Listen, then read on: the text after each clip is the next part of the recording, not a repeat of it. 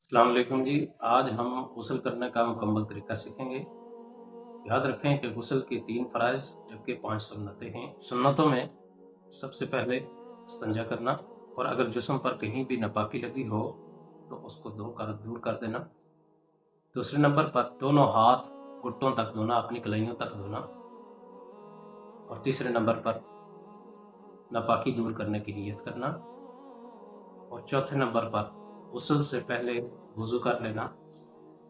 और 5वें नंबर पर पूरे बदन पर 3 मरतबा पानी बहाना। ये गुस्ल की सुन्नतें हैं और गुस्ल के 3 फ़राइज़ हैं जिनके बगैर गुस्ल नहीं होता।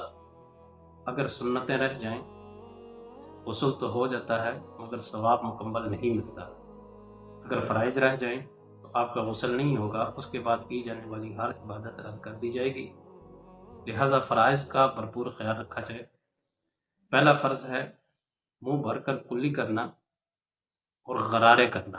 अगर आप रोज़े की हालत में नहीं हैं तो आप गरारे करें, अगर रोज़े की हालत में नहीं हैं तो इतना मुँह भर कर कुल्ली करें कि आपके मैदे में पानी दाखिल ना हो।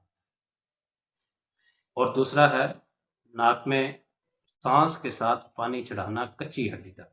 ये ऊपर कच्ची हड्डी होती है, जब इंसान पानी चढ़ाता है तो उस वक्त थोड़ी बहुत तकलीफ़ महसूस होती है, यानी हल्का सा महसूस होता है कि कच्ची हड्डी तक पानी पहुँच गया है।